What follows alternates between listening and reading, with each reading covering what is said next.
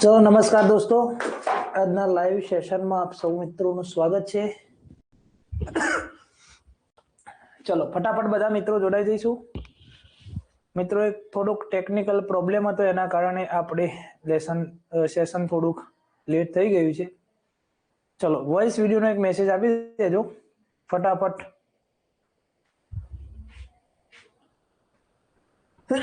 ચલો ફટાફટ મિત્રો એક વોઇસ વિડીયોનો મેસેજ આપી દેજો. આપણી સેશનને આગળ વધારીએ. સુંદર મજાનું સેશન ગુજરાત મુલ્કી સેવા રજાના નિયમો લેટેસ્ટ અપડેટ સાથે આજે આપણે અભ્યાસ કરીશું. ચલો તો આ જે નિયમો છે મિત્રો, એ ભારતના બંધારણની કલમ 309 અનુચ્છેદ જે છે 309 એના અંતર્ગત આ નિયમો બનાવવામાં આવેલા છે. ચલો તમને આવો પ્રશ્ન પૂછી લે કે બંધારણના કયા અનુચ્છેદ અંતર્ગત આ નિયમો બનાવે છે ગુજરાત મુલ્કી સેવા રજાના નિયમો, તો આ નિયમો બનાવેલા છે બંધારણનો અનુચ્છેદ 309 અંતર્ગત. આ નિયમો ક્યારે પ્રસિદ્ધ કરવામાં આવ્યા અને ગુજરાત સરકારના કયા વિભાગ દ્વારા પ્રસિદ્ધ કરવામાં આવેલા છે, આવો જો કોઈ પ્રશ્ન પૂછાય તો આપણે લખીશું મિત્રો આ નિયમો છે એ 15 નવેમ્બર 2002 ના રોજ પ્રસિદ્ધ થયા. ક્યારે પ્રસિદ્ધ થયા? 15 નવેમ્બર 2002 ના રોજ. અને આ નિયમો કયા વિભાગે? તો નાણાં વિભાગ દ્વારા પ્રસિદ્ધ કરવામાં આવ્યા. તો અહીંયાથી તમને પ્રશ્ન પૂછી લે મિત્રો કે રજાના નિયમો સંબંધિત અર્થઘટનનો કોઈ પ્રશ્ન ઉપસ્થિત થાય છે તો એમાં કયો વિભાગ છૂટછાટ આપી શકશે? તો સરકારનો નાણાં વિભાગ છે, જે રૂલ મેકિંગ ઓથોરિટી છે, અને રૂલ મેકિંગ ઓથોરિટી નાણાં વિભાગ હોવાથી નાણાં વિભાગ એ છૂટછાટ આપી શકે છે. ચલો હવે આપણે આગળ વધીએ મિત્રો. તો નાણાં વિભાગનું 15 નવેમ્બર 2002 નું જે નોટિફિકેશન છે, અને એ નોટિફિકેશનના આધારે આ નિયમો બહાર પાડવામાં આવેલા. એટલે આ નિયમો કોણે બનાવ્યા? નાણાં વિભાગે. ચલો એની અંદર પ્રકરણ 1 જોઈએ, ટૂંકી સંજ્ઞા અને આરંભ. તો ટૂંકી સંજ્ઞા કોને કહીશું મિત્રો? તો આ નિયમોને ગુજરાત મુલ્કી સેવા રજા નિયમો 2002 તરીકે ઓળખીશું. આ એની ટૂંકી સંજ્ઞા થશે. ટૂંકી સંજ્ઞા કોને કહીશું? તો આ નિયમો ગુજરાત મુલ્કી સેવા રજા નિયમો 2002 કહેવાશે. આરંભ, તો આરંભની તારીખ તમને ખબર જ છે. ચલો કઈ છે મિત્રો આરંભની તારીખ? ચલો કોમેન્ટના માધ્યમથી જણાવો ફટાફટ આરંભની તારીખ.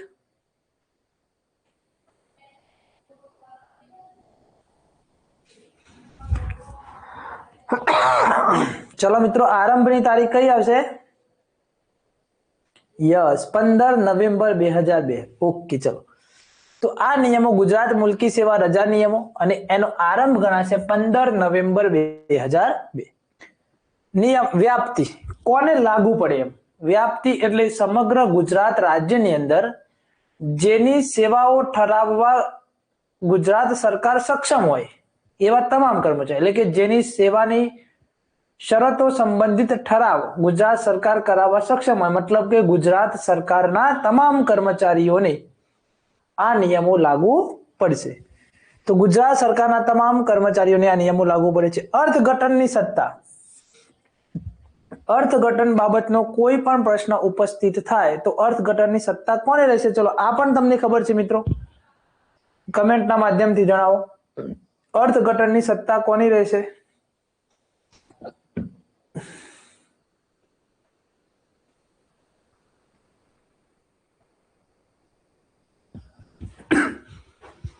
અર્થઘટન બાબતનો કોઈ પ્રશ્ન ઉપસ્થિત થાય છે તો એ સત્તા કોની રહેશે?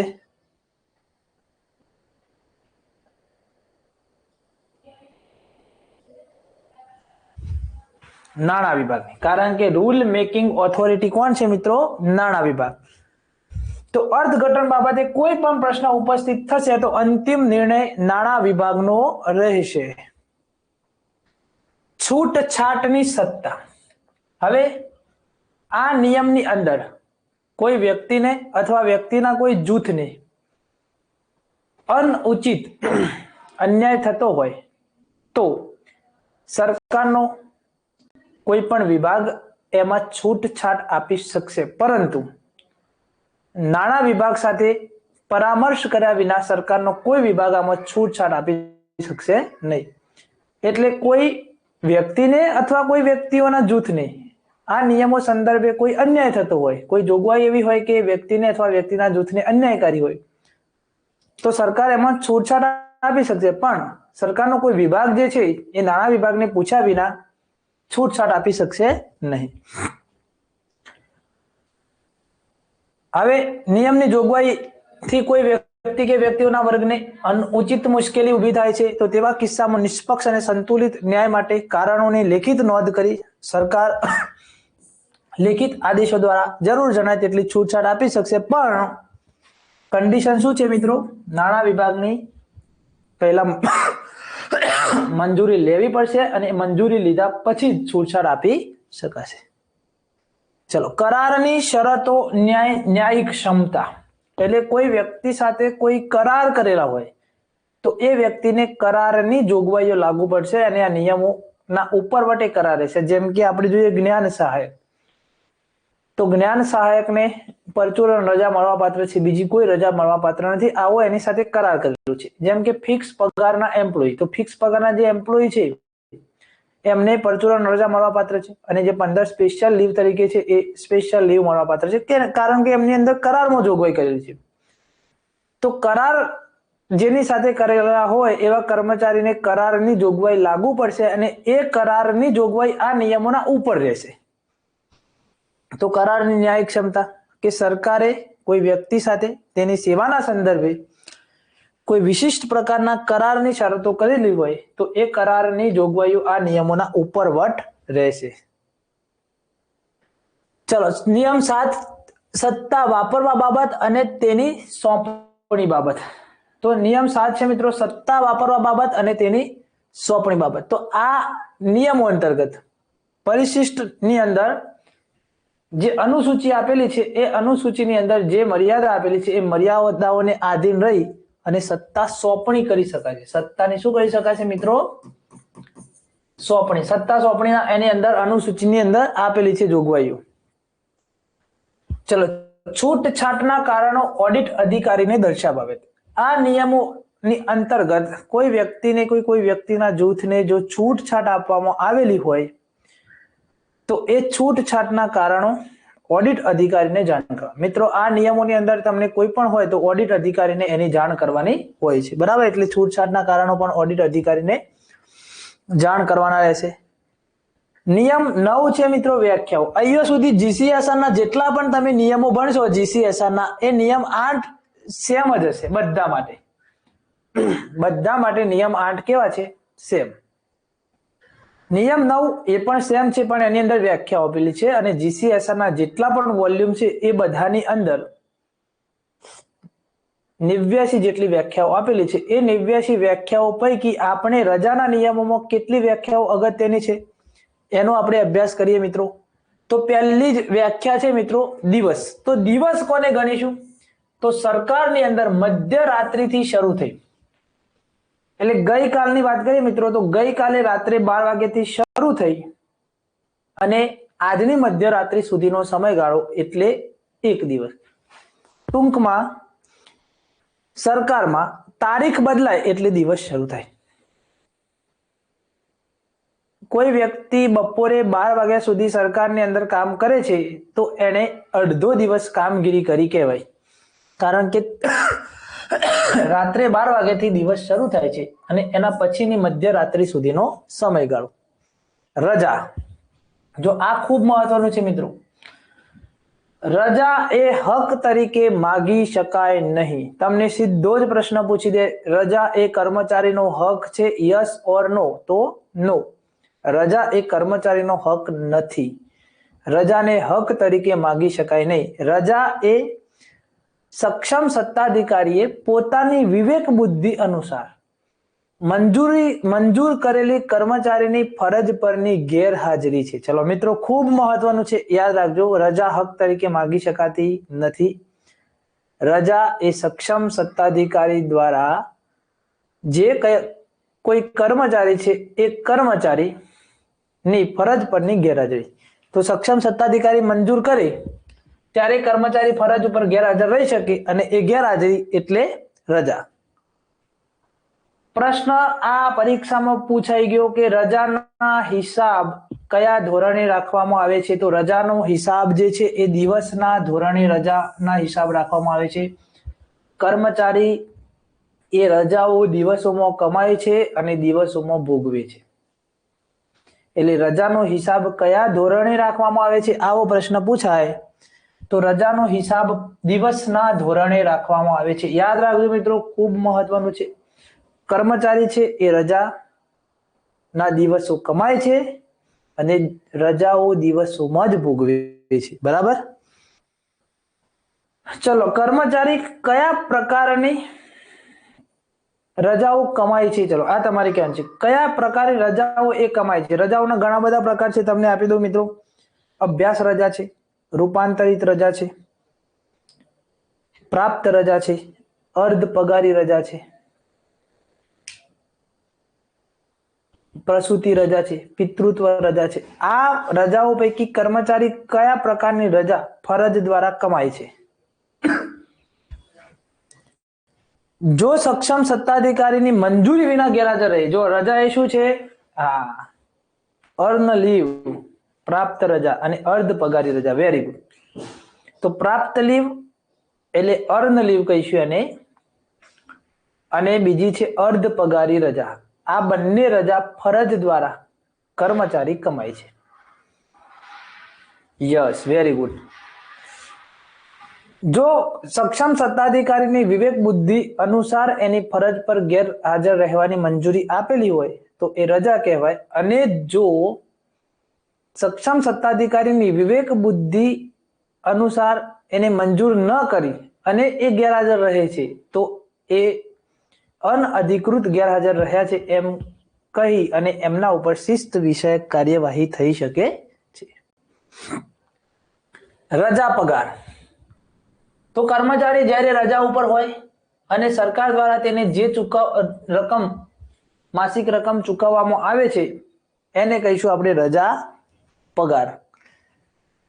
રજા છે એ શેના દ્વારા પ્રાપ્ત કરી શકાય? તો રજા ફરજ દ્વારા પ્રાપ્ત કરી શકાય છે. અને ફરજ શબ્દની અંદર શેનો સમાવેશ થાય? તો અસાધારણ રજા સિવાયની તમામ પ્રકારની રજા. કેમ અસાધારણ રજાનો સમાવેશ ન થયો મિત્રો?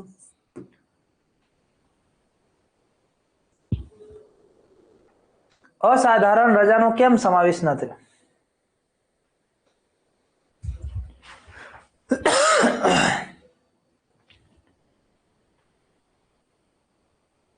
ચલો, આપણે આગળ વધીએ. તમારે જવાબ આપતા રહેવાનું છે. બરાબર? ફરજ મોકૂફી હેઠળ હોય એટલે તો એ ફરજ બજાવતા જ નથી, એટલે આપણે એ કોઈ પણ પ્રકારની રજા પ્રાપ્ત કરી છે. હા, એની અંદર પગાર મળતો નથી એટલે રજા અસાધારણ રજા એ ફરજ તરીકે ગણી શકાય નહીં. પણ પેન્શનના હેતુ માટે મિત્રો અસાધારણ રજાનો સમયગાળો ગણાય છે. તો કેટલી મહત્તમ રજાઓનો સમય પેન્શનના હેતુ માટે ગણાય? ચલો, આ તમારે કહેવાનું છે. અને આવો પ્રશ્ન પરીક્ષામાં જ પૂછાય. પેન્શનના હેતુ માટે મહત્તમ કેટલી રજાનો સમયગાળો? અસાધારણ રજાનો સમયગાળો.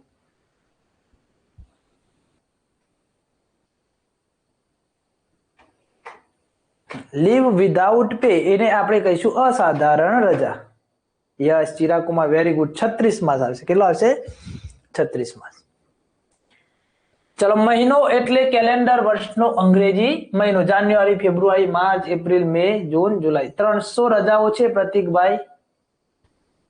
એ 300 રજાઓ તો તમે પ્રાપ્ત રજાઓ એનું રોકડમાં રૂપાંતર મળે છે. 365 નહીં આવે, 36 માસની અસાધારણ રજા આવશે. 300 રજાનું તો રોકડ રૂપાંતર મળે છે, પણ 36 માસની અસાધારણ રજા હોય તો એ અસાધારણ રજા પેન્શન માટે ફરજ તરીકે ગણવી, એવો એક નિયમ છે પેન્શનમાં. આપણે ભણવાના છીએ રજા પૂરી થાય એટલે.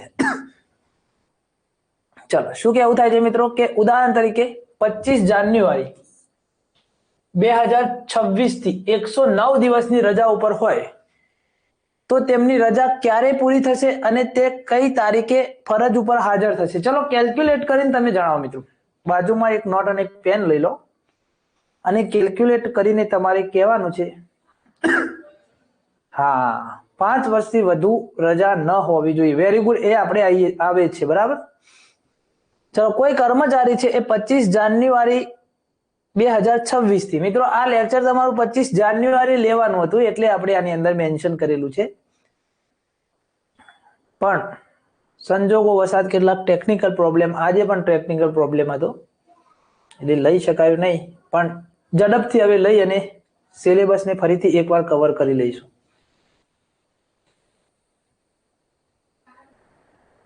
ચલો, ફરજ ઉપર ક્યારે હાજર થશે?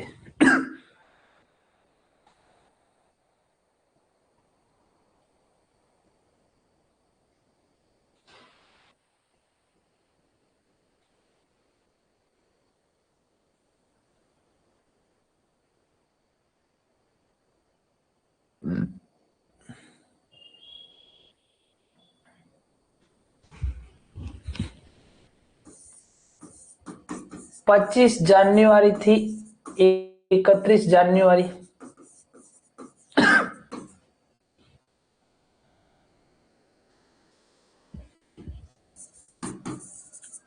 7 દિવસ. ફેબ્રુઆરી 2026 છે એટલે કેટલા આવશે મિત્રો? 28 દિવસ. માર્ચ 31 દિવસ. એપ્રિલ 30 દિવસ. ગણીએ, 109 કરવાના છે આપણે. કેટલા થાય ગણી લઈએ. 30 ને 30 60, 60 ને 20 50, 60 ને 20 80. चलो आइए कैलकुलेट कर लीजिए. 7 ने 8 15 ने 16, 3 3 6 7 8 ને 1 9, 96 દિવસ થયા. બરાબર. હજુ આપણે 109 કરવાના છે.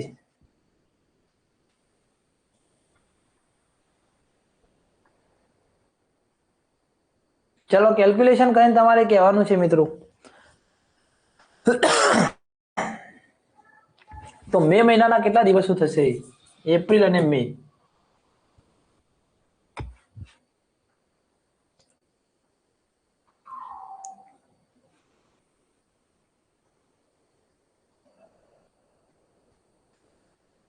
Very good. ચલો 13 દિવસ મે મહિનાના થશે એટલે 106 દિવસની રજા થઈ. તો તેમની રજા ક્યારે પૂરી થશે? હા, તેમની રજા ક્યારે પૂરી થશે ભાઈ? તો 13 મે 2026 એ રજા પૂરી થશે અને હાજર ક્યારે થશે? તો 14 મે 2026. ઇન શોર્ટ આપણે શું આની અંદર શીખ્યા મિત્રો કે રજા જે છે એનો હિસાબ દિવસોના ધોરણે રાખવામાં આવે છે. જુઓ, દિવસોના ધોરણે રજાનો હિસાબ રાખવામાં આવે છે. ઓકે, ચલો હવે આપણે આગળ વધીએ. અહીંયા લખેલું જ છે 13 મે ના રોજ રજા પૂરી થશે અને 14 મે ના રોજ ક્યારે હાજર થશે? 14 મે એના રોજ ફરજ ઉપર હાજર થશે. ચલો પ્રકરણ 3 સામાન્ય શરતો જોઈએ મિત્રો. રજાનો હક. તો પહેલી જ જોગવાઈ છે કે રજા હક તરીકે માગી શકાય નહીં. રજા હક તરીકે માગી શકાતી નથી.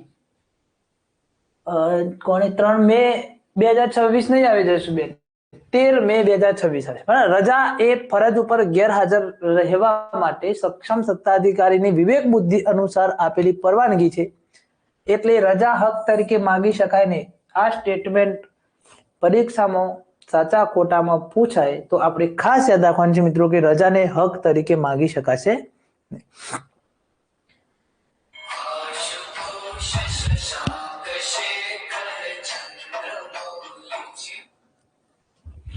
ચલો રજાને નહીં, નિયમનો કોઈ નંબર યાદ રાખવાનો નહીં સાહેબ. નિયમનો કોઈ જ નંબર યાદ રાખવાનો નહીં. જો તમારે પરીક્ષા વિથ બુક આપવાની હોય તો નિયમનો નંબર યાદ રાખવાનો. વિથ બુક નથી, આપણે વિધાઉટ બુક છે એટલે નિયમનો નંબર યાદ રાખવાનો નથી, પણ નિયમની જોગવાઈ યાદ રાખવાની છે.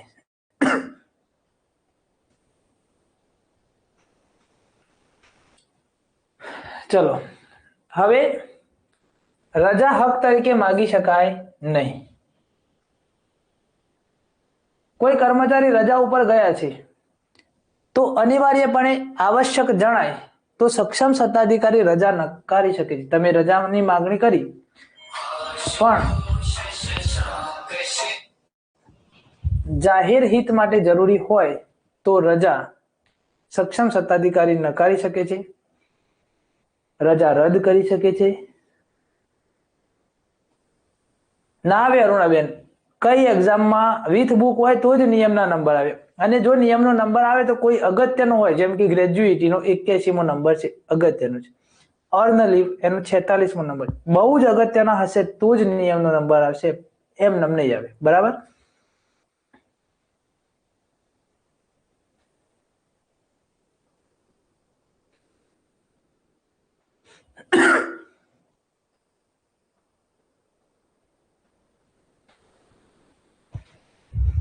જાહેર સેવા માટે અનિવાર્યપણે આવશ્યક. હવે જુઓ શું કરશે મિત્રો, જે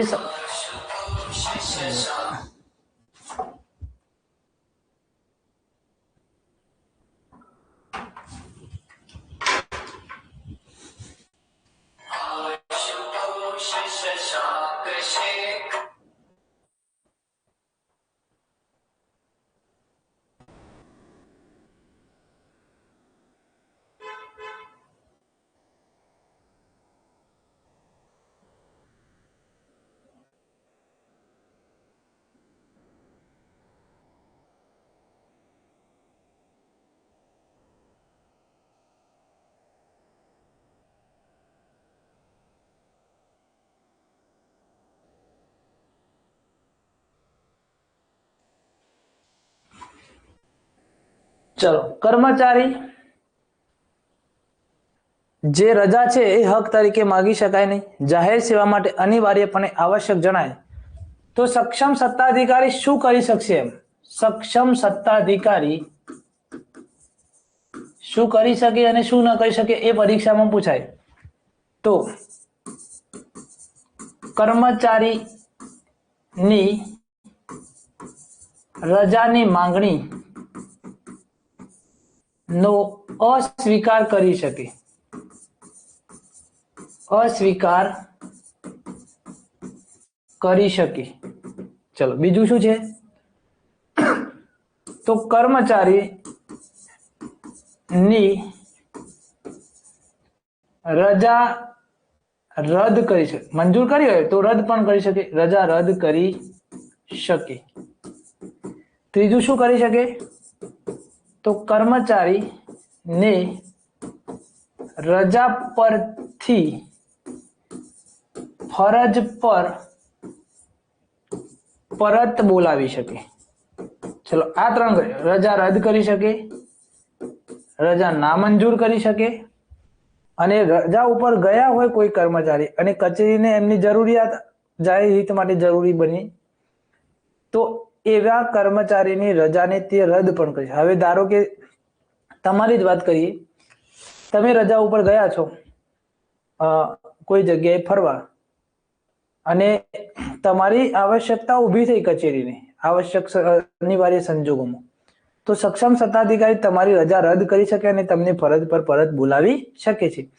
પણ જો અનિવાર્યપણે તમારી જરૂરિયાત હોય તો જે દિવસે રજા રદ કરે છે એનો હુકમ તમને મળે છે, તમને જાણ થાય છે, એ દિવસથી તમારી રજા રદ થઈ અને તમારી ફરજ ગણાશે. એટલે તમે ત્યાંથી આવશો એ સમયગાળો ફરજ તરીકે ગણાશે અને તમને પ્રવાસ મુસાફરી ભથ્થું મળવા પાત્ર થશે. જો અનિવાર્યપણે તમારી જરૂર નથી, હુકમની અંદર એવું મેન્શન કર્યું કે ભાઈ તમારી એટલી બધી ખાસ જરૂરિયાત નથી, તમે ફરજ પરથી પરત આવી શકો છો, તો મરજિયાત છે, એવા સંજોગોમાં તમને મુસાફરી ભથ્થું મળવા પાત્ર નથી. તો આ ખાસ યાદ રાખવાનું છે મિત્રો કે જાહેર સેવા માટે અનિવાર્યપણે આવશ્યક જણાય તો સક્ષમ સત્તાધિકારી રજા નકારી શકે છે, મંજૂર કરેલી રજા રદ કરી શકે છે અને રજા પર ગયેલા કર્મચારીને ફરજ ઉપર પરત બોલાવી શકે છે. પણ સક્ષમ સત્તાધિકારી શું નહીં કરી શકે? આવો પ્રશ્ન પૂછાય. તો આટલું તો કરી શકે છે, તો શું નહીં કરી શકે મિત્રો? કર્મચારીની લેખિત વિનંતી સિવાય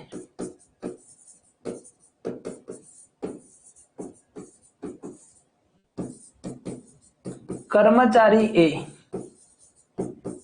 માંગેલ રજાનો પ્રકાર બદલી શકે નહીં. Yes, very good. કર્મચારીની લેખિત વિનંતી સિવાય કર્મચારીની રજાનો પ્રકાર બદલી શકે નહીં. તમે પ્રાપ્ત રજા માંગી હોય તો અર્ધ પગારી ન કરી શકે, અર્ધ પગારી માંગી હોય તો રૂપાંતરિત ન કરી શકે, રૂપાંતરિત માંગી હોય તો અશક્તતાની કોઈ રજા ન મંજૂર કરી શકે. કર્મચારીની લેખિત વિનંતી સિવાય રજાનો પ્રકાર બદલવાની સક્ષમ સત્તાધિકારીને સત્તા નથી. એટલે આ પ્રશ્ન પરીક્ષામાં પૂછાય. ચલો, ઓકે. કર્મચારીની લેખિત વિનંતી સિવાય સક્ષમ સત્તાધિકારી કર્મચારી દ્વારા માંગવામાં આવેલી રજાનો પ્રકાર બદલી શકતા નથી. ચલો, ક્લિયર? ઓકે, ચલો હવે આગળ વધીએ. સક્ષમ સત્તાધિકારી વિવેક બુદ્ધિ અનુસાર પોતાનો નિર્ણય લે છે, જેમાં કચેરીને કર્મચારીની જરૂરિયાત છે કે કેમ, અથવા કર્મચારીને રજાની જરૂરિયાત છે કે કેમ, એના આધારે જે સક્ષમ સત્તાધિકારી રજા મંજૂર કરે છે તો એ રજા મંજૂર એના આધારે કરી શકશે. જો એવું લાગે કે સાહેબ સક્ષમ સત્તાધિકારી ભેદભાવ કરે છે તો સક્ષમ સત્તાધિકારી પોતાનો વિવેક ચૂક્યા છે એવું કહેવાય, અને વિવેક બુદ્ધિ વાપરી નથી તો વર્તન વિરુદ્ધ એમના વિશે શિસ્ત વિષયક કાર્યવાહી થઈ શકે. ચલો, એના પછી મિત્રો નિયમ 11 છે રજા અરજીની મંજૂરી માટેની વિચારણા. હવે એવો કિસ્સો બને છે કે કર્મચારી જે કચેરીની અંદર ફરજો બજાવે છે એવા કર્મચારીઓ મોટી સંખ્યામાં રજા માટેની અરજીઓ કરે છે કે એક સાથે હવે એમને લીવ જોઈએ છે બધાને. તો કર્મચારીઓ, ધારો કે 15 કર્મચારીઓ છે એક કચેરીમાં, અને સક્ષમ સત્તાધિકારી એ 15 કર્મચારીઓમાંથી 10 કર્મચારીઓ રજા માટે વિનંતી કરે છે કે અમને આ માર્ચ મહિનાની અંદર 15 દિવસ રજા આપો. હવે 10 કર્મચારીઓ ની જો રજા મંજૂર કરવામાં આવે તો કચેરીનું કામ અટકી પડે. તો આવા કિસ્સામાં જે રજા મંજૂર કરનાર સક્ષમ સત્તાધિકારી છે એમણે પોતાની વિવેક બુદ્ધિ કેવા સંજોગોમાં કેવી રીતે વાપરવી અને કોને રજા આપવી અને કોને રજા ન આપવી એના માટે થઈ અને અહીં આપેલું છે મિત્રો કે રજા અરજીની મંજૂરી માટેની વિચારણા. તો પહેલા સક્ષમ સત્તાધિકારી એ જોવાનું રહેશે કે કર્મચારી જે રજાની માંગણી કરે છે એમાંથી કેટલા કર્મચારીઓને ખરેખર રજાની જરૂરિયાત છે. ત્યાર પછી જો વધુ સંખ્યામાં અરજીઓ આવી હોય તો તમામ અરજીઓ જાહેર હિતમાં મંજૂર કરી શકાય તેમ ન હોય ત્યારે મંજૂર કરનાર સક્ષમ સત્તાધિકારી નીચેની બાબતો ધ્યાને લઈ અને રજાની અરજીઓ મંજૂર કરશે. કઈ બાબતો ધ્યાને લેશે? તો કેટલા કર્મચારીને રજા આપીએ તો કચેરીનું કામ યોગ્ય રીતે ચાલી શકે એમ છે. તો એ પહેલા બાબત ધ્યાને લેશે કે 10 અરજીઓ ભલે આવી પણ જો 10 અરજીઓમાંથી 6 જણને રજા આપીએ છીએ અને બીજા 4 જણ કચેરીની અંદર કામગીરી કરશે તો કચેરીનું કામ યોગ્ય રીતે ચાલી શકશે. તો પહેલી આ બાબત જોશે કે કેટલા કર્મચારીઓની રજા મંજૂર કરવાથી એકલી કર્મચારીની જમા રજાથી નહીં લે મેડમ, એમાં કર્મચારીની જરૂરિયાત કેવા પ્રકારની છે એ પણ જાણી લેશે. કોઈ કર્મચારી એવો છે કે એને અગાઉ રજા મંજૂર કરેલી હતી અને રદ કરેલી હોય, અથવા કોઈ કર્મચારી એવો હોય કે જેની અગાઉ રજા મંજૂર કરી એ રજા ઉપર ગયા અને એમને રજા ઉપરથી ફરજ ઉપર પાછા બોલાવ્યા. તો આ બધી જ બાબતો એ વિવેક બુદ્ધિમાં આવશે અને એના આધારે નિર્ણય લેશે. તો એક વિવેક બુદ્ધિમાં આ પોઈન્ટનો ઉપયોગ કરશે. બીજું શું છે મિત્રો? અરજદારની લેણી રજાની સિલક કે અરજદારે એની સર્વિસમાં કેટલી રજાઓ ભોગવી છે, ઓછી ભોગવી હોય તો એને પ્રાયોરિટી પહેલી આપવામાં આવશે. ચલો, બીજું શું છે? રજા ઉપરથી પરત આવ્યા પછી બજાવેલી ફરજનો સમય. રજા ઉપરથી આવ્યા, મહિનો ફરજ બજાવી, પાછા રજા ઉપર ગયા, પાછા રજા ઉપરથી પરત આવ્યા 1-2 મહિના, તો એવા કર્મચારીને એ રજા ના પણ કહી શકે. બરાબર. ચલો, બીજું શું છે કે રજા પરથી પરત બોલાવે. કોઈ કર્મચારી રજા ઉપર ગયો હોય, એની રજા રદ કરી હોય અને પરત બોલાવે તો આ બધી બાબતો વિચારણામાં લેશે અને કોઈ કર્મચારીની રજા જાહેર હિતમાં નકારી હોય તો આ વિવેક બુદ્ધિનો પોઈન્ટ છે અને એના આધારે સક્ષમ સત્તાધિકારી નિર્ણય લઈ અને રજાની મંજૂરી આપશે. એટલે કર્મચારીનો હક નથી સક્ષમ સત્તાધિકારીની વિવેક બુદ્ધિ અનુસાર નક્કી કરવામાં આવતી ફરજ પરની ગેરહાજરી. ચલો ક્લિયર. નિયમ 12 જોઈએ. રજાની મંજૂરીથી સંવર્ગનું સંખ્યાબળ અનુચિત પ્રમાણમાં ઘટવું ન જોઈએ. એટલે કે રજા મંજૂરીથી જે કચેરીના વ્યક્તિઓ છે, કામ કરતા કર્મચારીઓ, એમનું જે સંવર્ગ છે એનું સંખ્યાબળ અનુચિત પ્રમાણમાં ઘટવું જોઈએ નહીં. ઉપલી કચેરી છે એ કોઈ માહિતી માંગે છે, તાત્કાલિક માહિતી આપો, તો આ રજા મંજૂર કરનાર સક્ષમ સત્તાધિકારીની કચેરી એવું ન કહી શકે કે મારો અડધાથી ઉપરનો સ્ટાફ એ રજા ઉપર છે એટલે હાલ માહિતી તમને મળી શકે એમ નથી. એટલા માટે થઈ અને અનુચિત સંખ્યાબળ ન ઘટવું જોઈએ. કારણ કે ઉપરની કચેરી માહિતી માંગેલી હોય એ સમય મર્યાદાની અંદર આપવાની હોય છે. એટલે રજા મંજૂર કરનાર સક્ષમ સત્તાધિકારી એવું કદાપી નહીં કહી શકે કે મારી પાસે સ્ટાફ નથી, હાલ માહિતી મળશે નહીં.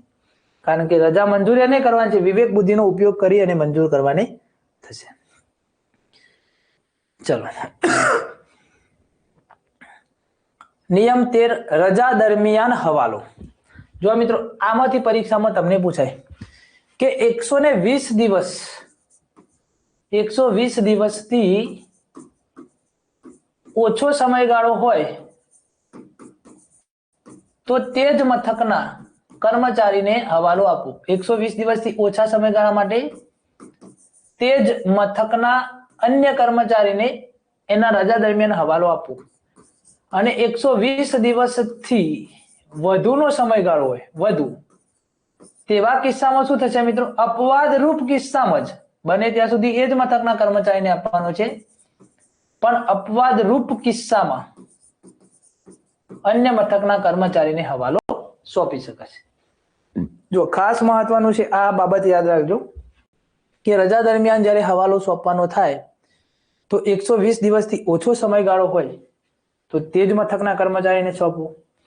120 દિવસથી વધુનો સમયગાળો હોય તો પણ તે જ મથકના કર્મચારીને સોંપવાનો છે, પણ અપવાદરૂપ સંજોગો હોય એવા કિસ્સાની અંદર અન્ય મથકના કર્મચારીને તે હવાલો સોંપી શકાશે.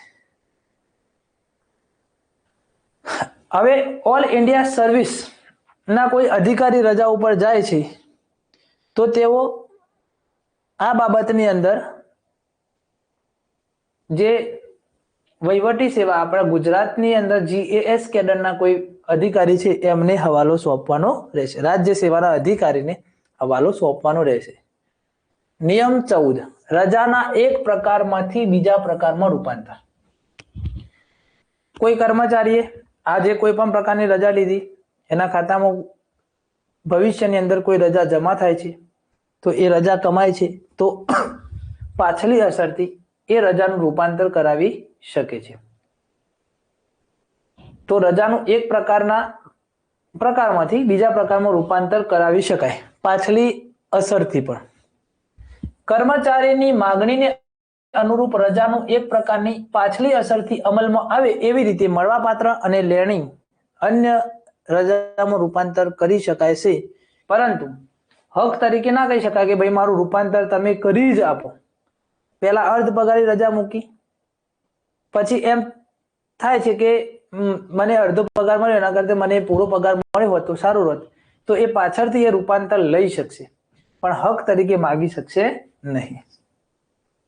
દાખલા તરીકે જ્યારે કોઈ કર્મચારી રજાનું રૂપાંતર કરાવે છે ત્યારે જે તારીખે તેના ખાતામાં તે પ્રકારની રજા જે તે વખતે જમા હોવી જોઈએ. જેમ કે 10 અર્ધ પગારી રજા લીધી હોય અને તેના ખાતામાં 20 લેણી અર્ધ પગારી રજા કે તેથી વધુ રજા જમા હોય તો એ રૂપાંતર કરાવી શકે છે અને 20 રજાઓ આકારી અને 10 રજાઓનો પૂરો પગાર મેળવી શકશે.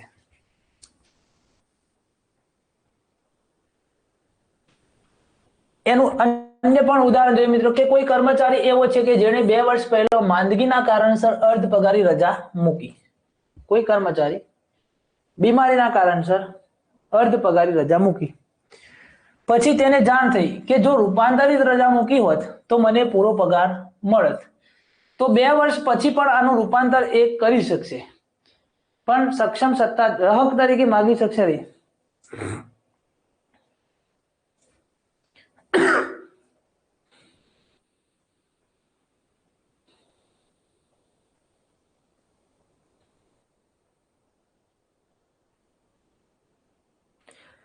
જો અસાધારણ રજાનું પણ એ કોઈ પણ પ્રકારમાં રૂપાંતર કરી શકશે, પણ જે તે સમયે એના ખાતામાં એટલી રજા જમા હોવી જોઈએ.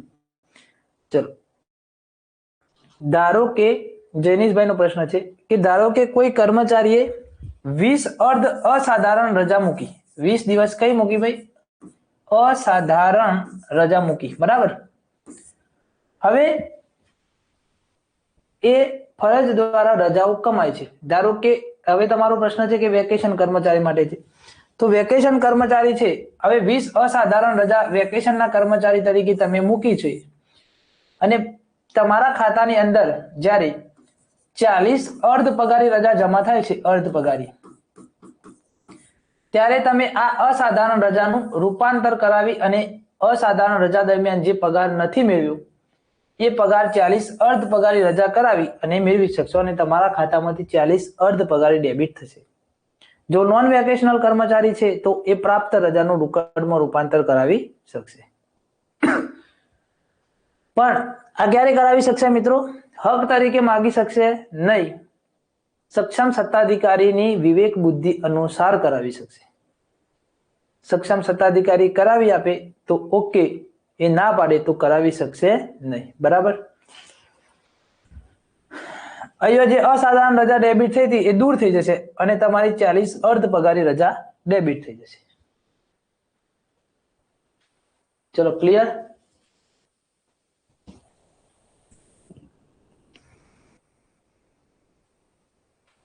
કર્મચારીની એક પ્રકારની રજાનું બીજા પ્રકારની રજામાં રૂપાંતર એ મળવાપાત્ર રજાના પ્રકારની સામે સરભર કરવાની શરત એ કરવાનું રહેશે. હવે ધારો કે એમ કે છે ભાઈ મારે 40 નથી, તો જેટલી છે એટલું ડેબિટ થઈ અને બાકીની અસાધારણ ગણાશે, વધારાની રકમ વસૂલ કરવામાં આવશે.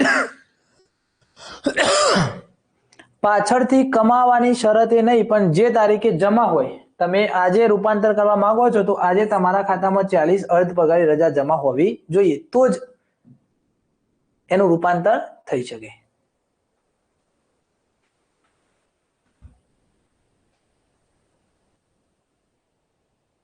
જો અહીંયા તમારા પ્રશ્નનો જવાબ છે જ જૈનિશભાઈ. શું જવાબ છે? કે કોઈ કર્મચારીએ 2021માં અસાધારણ રજા મૂકી અને માંદગીના કારણસર તે હવે એવું કહે છે કે મારી બિનજમા રજા ગણી લો, બિનજમા રજામાં અડધો પગાર મળે, અથવા મારી અર્ધ પગારી રજા ગણી લો, હું કમાયો છું, તો જે દિવસે એ કહેશે એટલા દિવસે એને ખાતામાં રજા જમા હોવી જોઈએ, તો જ કરી શકે. ધારો કે અહીંયા 10 અસાધારણ રજા મૂકી અને આજે 2026માં એ કહે છે કે મારે રૂપાંતર કરાવવું છે અને મારા ખાતામાં 20 અર્ધ પગારી રજા જમા થઈ જઈ છે, તો આજે એ રૂપાંતર કરાવી શકશે. 20 અર્ધ પગારી ડેબિટ થઈ જશે.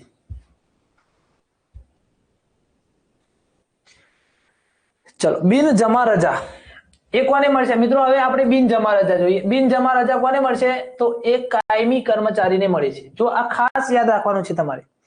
બિનજમા રજા એ કોને મળે છે? તો કાયમી કર્મચારી. હંગામી કર્મચારીને પણ બિનજમા રજા મળશે, પણ કયા કિસ્સામાં? તો ક્ષય, ટીબી, કેન્સર, રક્તપિત્ત જેવી બીમારી હોય એવા કિસ્સામાં 5 વર્ષની નોકરી પૂરી કરી હોય એવા હંગામી કર્મચારીને બિનજમા રજા મળશે. જો આ ખાસ યાદ રાખવાનું છે તમારે. બિનજમા રજા કોને મળવા પાત્ર છે? તો કાયમી કર્મચારી. હંગામી કર્મચારીને 5 વર્ષથી વધુ નોકરી થઈ હોય તો બિનજમા રજા મળવા પાત્ર થાય, પણ એના માટે શું છે મિત્રો? એને તબીબી પ્રમાણપત્ર આપવું પડશે. ક્ષય, ટીબી, રક્તપિત્ત, કેન્સર વગેરે જેવા રોગો માટે તબીબી પ્રમાણપત્ર આપશે તો એને બિનજમા રજા એટલે કેવી રજા? કે એના ખાતામાં જમા નથી છતાં એ ભોગવશે અને એ બિનજમા રજા દરમિયાન એને અડધો પગાર મળશે, એટલે કે અર્ધ પગારી રજાની જેમ વાપરી શકાશે. ભવિષ્યમાં એ રજા કમાશે, એ આશયથી બિનજમા રજા આપવામાં આવે છે. બિનજમા રજા કોને મળવા પાત્ર છે? તો કાયમી કર્મચારીને બિનજમા રજા મળવા પાત્ર છે. હંગામી કર્મચારીને બિનજમા રજા મળવા પાત્ર છે. તો હા, પણ કયા કિસ્સામાં? એની નોકરી 5 વર્ષથી વધુ થયેલી હોવી જોઈએ અને આ જે બીમારી છે 5 બીમારી એના કિસ્સાની અંદર એને બિનજમા રજા મળશે અને બિનજમા રજા છે એ દરમિયાન મિત્રો અડધો પગાર ચૂકવાશે. પગાર કેવો ચૂકવાશે? અડધો. ચલો નિયમ 15 જોઈએ. જુદા જુદા પ્રકારની રજાઓનું અન્ય રજા સાથે સંયોજન. તો કોઈ પણ પ્રકારની રજાનું બીજા અન્ય કોઈ પણ પ્રકારની રજા સાથે સંયોજન કરી શકાય છે. કોઈ પણ રજાને બીજી કોઈ પણ રજા સાથે જોડી શકાય છે. પણ જે સીએલ છે, તમે કહો છો કેઝ્યુઅલ લીવ, પરચુરણ રજા, એને આ નિયમો હેઠળ રજા તરીકે માન્યતા નથી. એટલે સીએલ ને અન્ય કોઈ રજા સાથે જોડી શકાતી નથી. આ નિયમોની અંદર કોઈ જોગવાઈ કરવામાં આવી ન હોય એવા કિસ્સામાં નિયમો હેઠળ મળતી રજાઓ અન્ય પ્રકારની રજાઓ સાથે સંયોજનમાં અથવા અનુસંધાનમાં મંજૂર કરી શકાશે. સળંગ રજાની મહત્તમ મુદ્દત, મેડમ જે તમે વાત કરી હતી કે 5 વર્ષ, એ અહીંયા છે જવાબ તમારો. ચલો મિત્રો, ખ્યાલ આવે છે કે નહીં? કમેન્ટના માધ્યમથી કહેવાનું છે તમારે. ખ્યાલ આવે છે કે નહીં? આપણે ઘણા સમય પહેલા રજાના નિયમો ચલાવ્યા હતા અને હવે તલવાર ધાર કાઢીને આવેલા છીએ.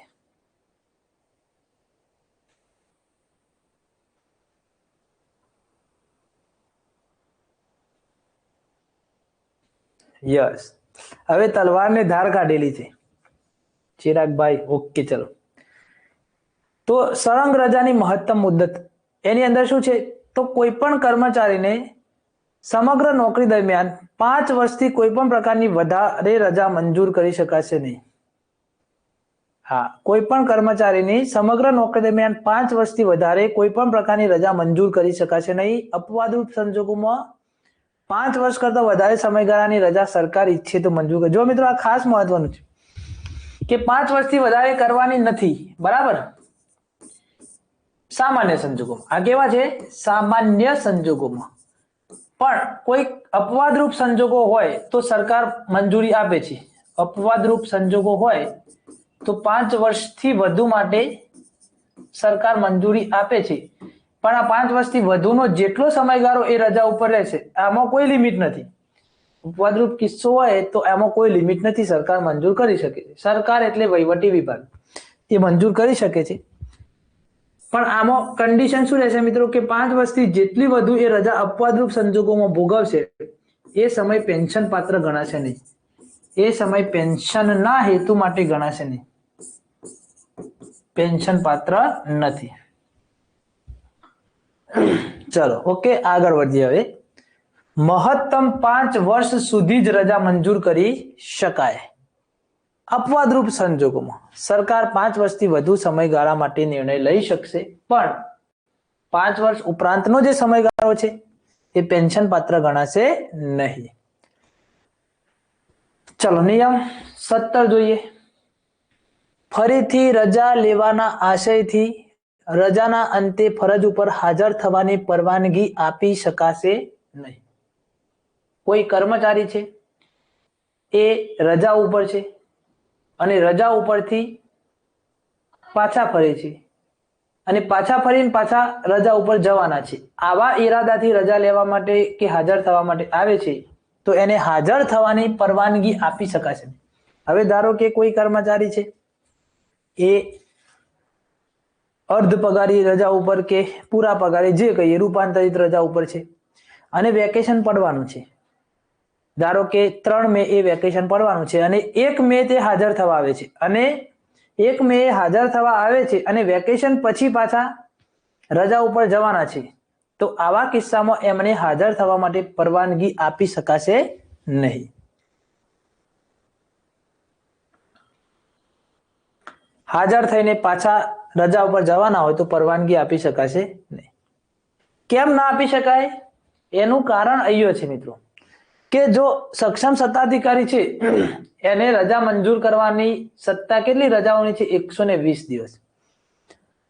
120 દિવસ ઉપરાંતની રજા હોય તો પછી એના ઉપરની કચેરીના વડા અધિકારી મંજૂર કરી શકે, તો એમની સત્તાનો દુરુપયોગ થયેલો ગણાય, એટલા માટે મંજૂર કરી શકાય નહીં.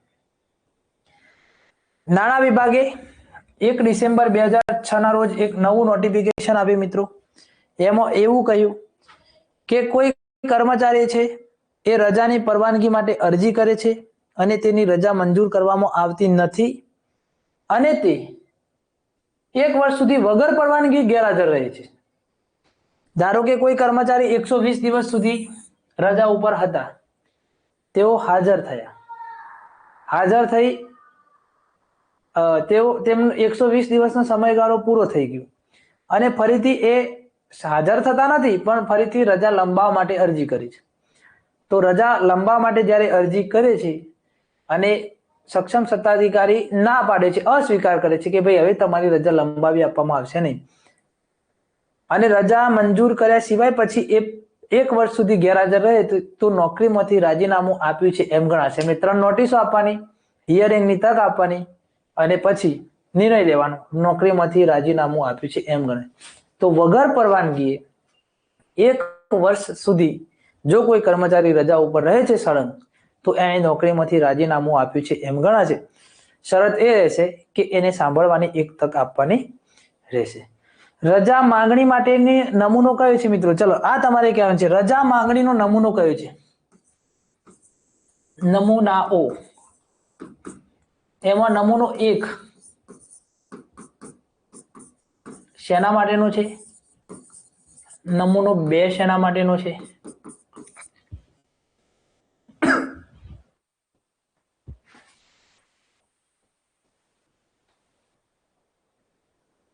આઠ નમૂનાઓ છે. આપણે 8 નમૂનાઓનો અભ્યાસ કરવાનો.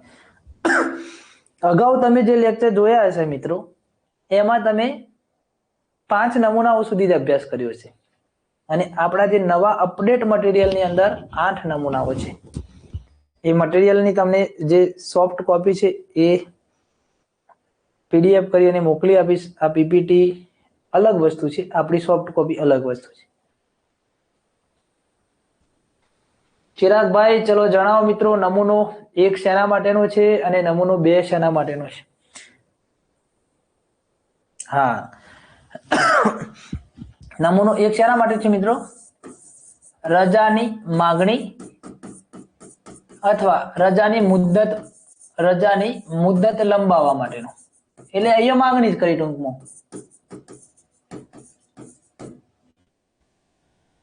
હા, સક્ષમ સત્તાધિકારી નમૂના 2 માં શું રાખશે મિત્રો? રજાનો હિસાબ. સક્ષમ સત્તાધિકારી છે એ નમૂના 2 માં રજાનો હિસાબ રાખશે. નમૂનો 3, 4, 5, 6, 7 અને 8 ભણવા. હા, ત્રીજો શું છે? તબીબી રજાઓ માટેનો નમૂનો. કોઈ કર્મચારીને મેડિકલ રજા મૂકવી હોય તો એ તબીબી રજાની માંગણી માટેનો નમૂનો છે નમૂનો 3. નમૂના 3 માં મેડિકલ સંજોગોમાં કર્મચારી રજાની માંગણી કરી શકશે. નમૂનો 4 જે છે એ રજા પૂરી થઈ, તબીબી કારણોસર રજા ઉપર હોય અને રજા પૂરી થાય એના પછી ફરજ ઉપર જ્યારે હાજર થવાનું થશે ત્યારે એને નમૂના 4 માં ફિટનેસ સર્ટી રજૂ કરવું પડશે. નમૂનો 5 શેના માટેનો છે? તો કુટુંબની બીમારી માટેનો છે. નમૂનો 6, 7, 8 6, 7, 8 અને 9 આ નમૂના છે મિત્રો એ અભ્યાસ રજા માટેના છે. એ પણ આપણે જોઈશું. બરાબર, ચલો આગળ વધીએ. હવે જુઓ, વગર પરવાનગીએ ગેરહાજરીનો સમય 1 વર્ષ કરતા વધુ હોય અને કુલ ગેરહાજરી 5 વર્ષથી વધારે હોય તો સેવામાંથી રાજીનામું આપ્યું છે એમ ગણવાનું રહેશે. નિયમ 18 અને 19 જોઈએ. નિયમ 18 અને 19. રાજ્યેતર સેવા, રાજ્ય ઇતર સેવા કે સરકારની સેવામાંથી કોઈ અન્ય બોર્ડ, નિગમ, કોર્પોરેશનની સેવામાં કર્મચારીને પ્રતિનિયુક્તિ ઉપર મૂકવામાં આવે છે તેવા કિસ્સામાં એનો રજાનો હિસાબ કોણ રાખશે મિત્રો? નિયોજક. આ નિયોજક એટલે કોણ? ચલો, નિયોજક. ધારો કે તમારી જ વાત કરીએ, તમે કોઈ બોર્ડ, નિગમ કે કોર્પોરેશન, યુજીવીસીએલ કે પીજીવીસીએલ કે એમજીવીસીએલ, એની અંદર તમને પ્રતિનિયુક્તિ ઉપર મૂક્યા તો તમારી રજાનો હિસાબ કોણ રાખશે? નિયોજક. તો નિયોજક એટલે કોણ?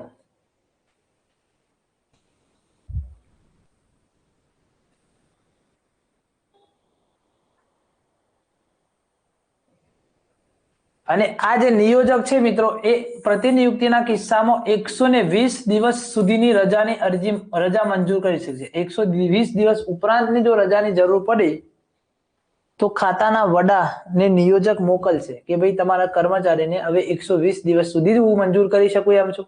120 દિવસ ઉપરાંતની રજા એને માંગી છે. હા, નિયોજક એટલે રજા મંજૂર કરનાર. પણ તમે ધારો કે ચિરાગભાઈ તમારી જ વાત કરીએ, તમારા ટીપીઓ એ તમારા સક્ષમ સત્તાધિકારી છે અને તમને યુજીવીસીએલ ની અંદર અથવા તમારું ડીજીવીસીએલ લાગે નવસારીની અંદર કે જે લાગતું હોય, બરાબર. તો તમે ધારો કે જે નિગમ છે એમાં પ્રતિનિયુક્તિ પર મૂક્યા, હવે તમારે રજા માંગવાની છે અને એ રજા મંજૂર કરવાની છે, એનો આખો હિસાબ રાખવાનો છે. એ કોણ રાખશે? તમારા ટીપીઓ રાખશે કે તમે જે જગ્યાએ પ્રતિનિયુક્તિ ઉપર છો એ કચેરીના વડા?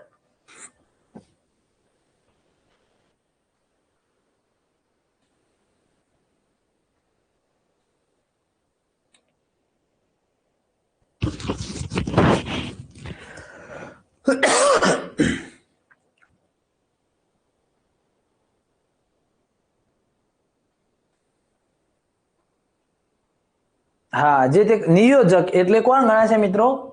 જે જગ્યાએ તમે પ્રતિનિયુક્તિ ઉપર છો એની કચેરીના વડા. એ હિસાબ રાખશે અને પછી એ તમારા ખાતાના વડાને અને હિસાબી અધિકારીને મોકલશે. રજા દરમિયાનનો પગાર પણ કોણ ચૂકવશે? નિયોજક ચૂકવશે. અને રાજ્યેતર સેવા દરમિયાન 120 દિવસ સુધી, આ લખીને આપણે 120 દિવસ સુધીની રજા નિયોજક મંજૂર કરી શકશે અને એનાથી વધારે રજાની જરૂર પડે તો નિયોજક મારફતે યોગ્ય સત્તાધિકારીને મંજૂરી માટે મોકલવામાં આવશે. ચલો નિયમ 20 જોઈએ. રજા દરમિયાન નોકરી કે રોજગારીનો સ્વીકાર, એવો નિયમ છે મિત્રો. આ સ્વીકાર કરી શકાય નહીં. રજા દરમિયાન કોઈ પણ પ્રકારની નોકરી કે કોઈ પણ પ્રકારની રોજગારી સ્વીકારી શકાશે નહીં. જો સાહિત્યિક કે પરીક્ષક તરીકેના કામ કરવા માટેની મંજૂરી મળી હોય તો તે કરી શકાય. અન્યથા રજા દરમિયાન કોઈ પણ પ્રકારની નોકરી કે રોજગારીનો સ્વીકાર કરી શકાશે નહીં. બરાબર.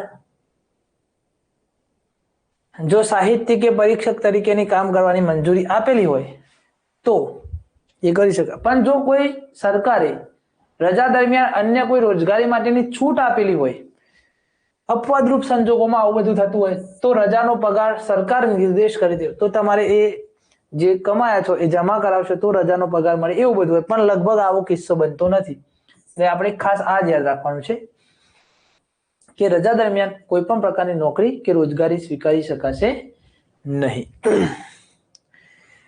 તબીબી રજા પરના કર્મચારી રજા દરમિયાન નોકરી કરી શકશે નહીં. કોઈ આમાં તો કરી જ નહીં શકાય કે તમે બીમાર છો અને તમે રજા માંગેલી છે તો એ કિસ્સામાં તો તમારે કોઈ પણ પ્રકારની નોકરીની છૂટછાટ મળશે જ નહીં. ચલો એના પછી મિત્રો નિયમ 21 જોઈએ. ફરજ મુક્ત થઈને નવી નોકરીમાં જોડાવાના કિસ્સામાં. હવે ધારો કે કોઈ કર્મચારી છે એ કોઈ જગ્યાએ કામ કરે છે, તમારી જ વાત કરી લઈએ કે તમે ટીચરમાં કામ કરો છો, તમે હવે એઈઆઈ માં જોડાવાના છો તો એઈઆઈ માં તમે ફરજ મુક્ત થઈને જોડાશો અને એઈઆઈ માં તમે જોડાવાના છો, ટીચરમાંથી છૂટા થશો, એઈઆઈ માં જોડાશો અથવા એચસ્ટાર્ટ ની અંદર જોડાશો તો એ સમયગાળો જે જોઈનિંગ ટાઈમનો છે એ સમયગાળો 6 દિવસથી ઓછો હશે તો તમારી જેટલી પણ રજા જૂની જગ્યાએ કમાયા છો એ બધી જ રજા આગળ કેરી ફોરવર્ડ થશે. તો 6 દિવસથી વધુ ન હોય એટલા સમયમાં સળંગ નોકરીવાળી હંગામી જગ્યાએથી સરકારી કર્મચારી નોકરી છોડી અને 6 દિવસથી વધુ ન હોય એટલા સમયમાં બીજી નિમણૂકવાળી જગ્યાનો હવાલો સંભાળી તો જૂની બધી જ રજા નવી રજાના હિસાબમાં જમા થશે. બરાબર. ચલો ખ્યાલ આવે છે કે નહીં મિત્રો? આ ખાસ યાદ રાખજો. કેટલા દિવસનો સમયગાળો છે? 6 દિવસથી વધવો જોઈએ. નોકરીમાંથી છૂટા કરવાથી કે રાજીનામાથી રજાની સિલકનો અંત. હવે કોઈ કર્મચારી છે એને નોકરીમાંથી કોઈ કારણસર છૂટા કરવામાં, હા 6 દિવસમાં જોડાય તો જે જમા રજાઓ છે, ધારો કે તમે 2010 ની અંદર ભરતીમાં જોડાયો તો તમારી 15 વર્ષની સર્વિસ થઈ, 15 વર્ષની સર્વિસમાં તમારી 15 દુ 30, દર વર્ષે તમને અર્ધ પગારે 20 રજાઓ મળે. દર વર્ષે કેટલી મળશે? 20 રજાઓ. તો તમારી 15 વર્ષની સર્વિસ દરમિયાન 15 ગુણ્યા 20 એટલે તમારી અર્ધ પગારી 300 રજાઓ થઈ.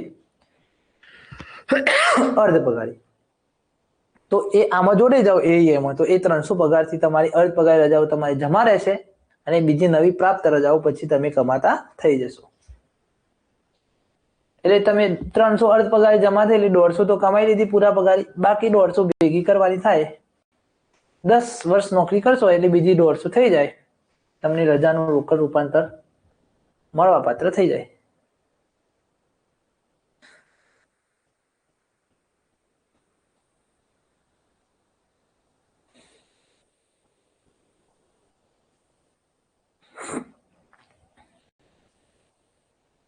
Yes, very good. ચલો હવે આપણે આગળ વધીએ. નોકરીમાંથી છૂટા કરવાથી કોઈ કર્મચારીને કોઈ બરતરફ કરવામાં આવે છે, રૂખસદ આપવામાં આવે છે, કે કોઈ કારણસર એમની નોકરી સમીક્ષા કરીને છૂટા કરવામાં આવે છે, કે કોઈ કર્મચારી રાજીનામું આપે છે, તો એની રજાની સિલકનો અંત આવશે. એ આપી દે છે આજે, ધારો કે રાજીનામું આપી દીધું, તો પછી એની બીજી કોઈ પણ પ્રકારની રજા મંજૂર થશે નહીં. હા, એનપીએસ સીપીએફ ની વાત કરો છો કે એનપીએસ ની વાત કરો છો એ તમે કહો રિચી કુમાર. એક જીપીએફ કર્મચારી છે અને એક એનપીએસ કર્મચારી છે. ચલો આ તમારે કહેવાનું છે, બંનેમાંથી તમે કોની વાત કરો છો? હા, એનપીએસ ના કર્મચારીને આ બંનેની રજાનું રોકડ રૂપાંતર મળવા પાત્ર છે. રજાનું રોકડ રૂપાંતર બંનેને મળશે. આપણે પેન્શનના ટોપિકમાં આનો અભ્યાસ કરીશું, પેન્શનમાં અભ્યાસ કરવાના છે, બરાબર. આ એનપીએસ કર્મચારી છે એને, અને જીપીએફ કર્મચારી નોન વેકેશનલ, વેકેશનલ કહીએ, વેકેશનલ ટીચરની વાત કરીએ આપણી, તો બંનેને જે 600 રજાઓ અર્ધ પગારી જમા થશે, તો આ અર્ધ પગારી 600 રજાની સામે એમને 300 ગણી અને રોકડ રૂપાંતર મળવા પાત્ર થશે. હા, ફિક્સ પગારમાં ભરતી થશે તો ડિમોશન થશે, પણ હું એવું માનું છું કે પગાર રક્ષણ નહીં મળે તમને, અધરવાઇઝ તમારી નોકરી કન્ટિન્યુ થશે. ઘણા બધા મિત્રો એવું માને છે કે ફિક્સ પગારમાં થશે, અને એવી પોલિસી પણ છે સરકારની ફિક્સ પગારની, પણ અનુભવ આધારિત પોસ્ટ છે એટલે મે બી પગાર રક્ષણ નહીં આપે, પણ કદાચ સર્વિસ કન્ટિન્યુ કરી આપશે. મતલબ કે આ બધા જે લાભો છે એ કન્ટિન્યુ કરી આપશે. જોઈએ આગળ શું થાય છે. પહેલા મહેનત કરી લો, પરીક્ષામાં સફળતા મેળવવાની છે આપણે, અને પછી આપણે આગળ વિચારીશું.